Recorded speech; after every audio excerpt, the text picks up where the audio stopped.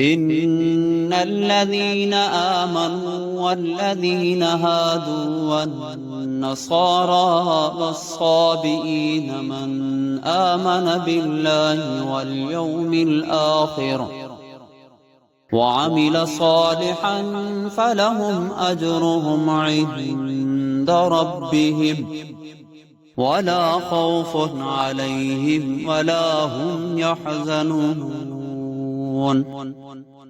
وإذ أخذنا ميثاقكم ورفعنا فوقكم الطور خذوا ما آتيناكم بقوة واذكروا ما فيه لعلكم تتقون.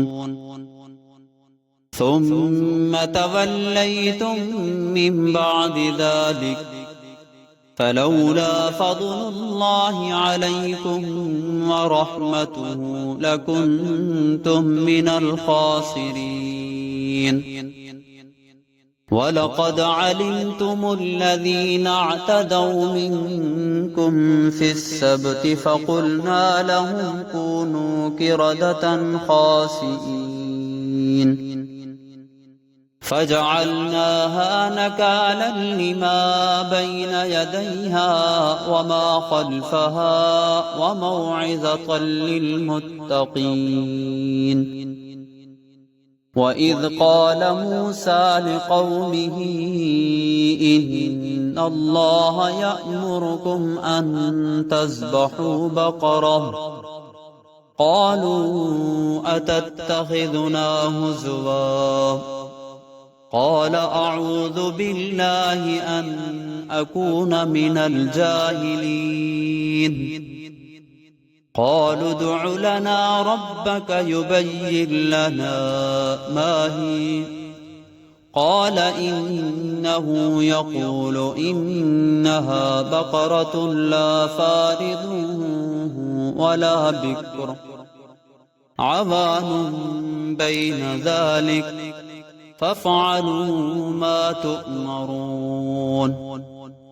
قالوا ادع لنا ربك يبين لنا ما لونها قال إنه يقول إنها بقرة صفراء فاقع لونها تسر الناظرين. قالوا ادع لنا ربك يبين لنا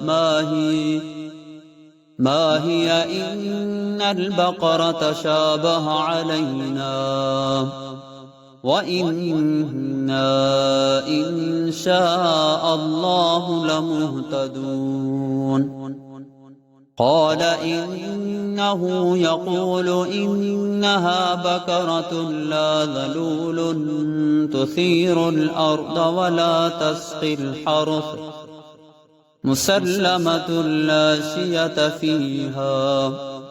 قالوا الآن جئت بالحق فذبحوها وما كادوا يفعلون.